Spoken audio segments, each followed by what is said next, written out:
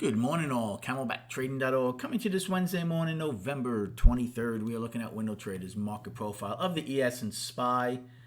And here we are after a very, very powerful afternoon yesterday. Actually, an overall day. As remember, ES one time framed up the entire day. That is extremely rare.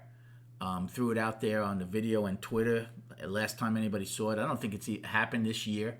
Again, I mean, the market's been down this year. I don't know if we've one time frame down all day in the ES or SPY.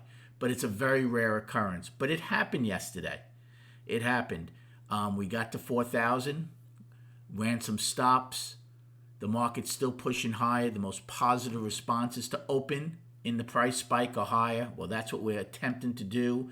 We're looking to possibly gap high. Again, there's still 75 minutes to go prior to the opening. But they're for now trying. We have a wide overnight POC. I am in twos, but it's still going to be wide.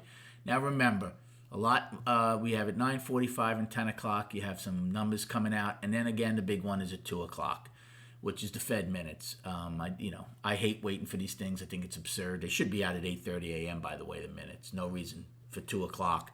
But regardless, I think the market is looking for the tone in those minutes to be what he said afterwards, as I think they're looking for them to start easing. It's incredible. The market's rallying on 50 basis point hikes, but that's what they're looking for. So if that's the tone or the language in there, the market is probably going to continue its grind higher. Can it be built in and we pull back? Sure it can. But even if we pull back today, I think right now the trend on the weekly and the daily is trying to go up. So I wouldn't doubt between now and the next CPI and the next Fed meeting in December, the market would attempt to continue its grind higher with some obvious pullbacks.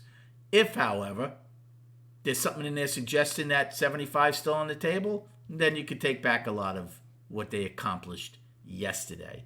Again, it's the day before Thanksgiving. We'll see how many people are trading. The volume was horrible yesterday, but that didn't stop us from just going triple distribution up, that's for sure. Early on, overnight high in SPY is 401.09. Overnight low is 399.58. Let's look at the other ones. Triple Q's doing the same thing. They had the same type day as we did. And Russell had a double distribution day, and right now they're hanging around yesterday's high. So the game plan for this morning, well, again, any gap, okay, especially since we're above 4,000, the next destination isn't until 39 in ES, which is the next weekly high. And for SPY, it's 402.31. So they might attempt to grind to those levels prior to 2 p.m. today.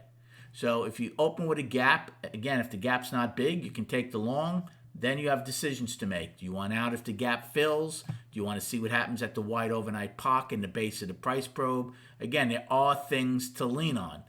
It depends on how much heat you want to take on each of these if it does start pulling back. As far as a short play, again, maybe against the overnight high, or more likely if we were to push up prior to the minutes to that next weekly high to see if, at least for the first time, if we find some sellers there until the Fed minutes come out. After the minutes come out, all bets are off. If this thing does have any kind of movement, I would wait for the algorithms to settle down when they get agitated and frisky. Again, in the room, you'll be getting this throughout the entire trading day. And then on the chart, so here's the weekly, okay? So last week's high is our next destination. Are we going to get there prior to 2 p.m.? Possibly. We're only less than $2 from it right now pre-market, so they might test that. Okay, here's that trend line from the all-time high. We'll see. Like I said, if there's nothing in these minutes that upset the market totally, you might get your normal pullbacks over the next month or so, but I could see us easily testing this trend line, which puts us at September's high of 411.73.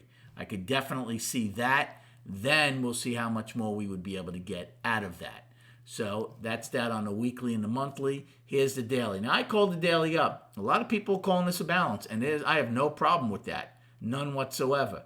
But regardless whether you call it up or balance, again, that's that last week's high. So if we get there prior to the minutes, I can see us backing off a bit. Now, also, don't forget, in ES and SPY, there's huge gaps above these weekly highs.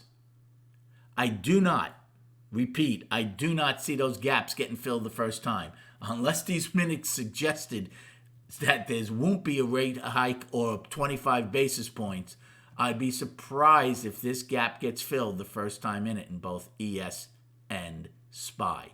But eventually, I think it will get filled as long as there's nothing that upsets this market and test the 200-day moving average. Good luck trading today, and we'll recap at 4 p.m.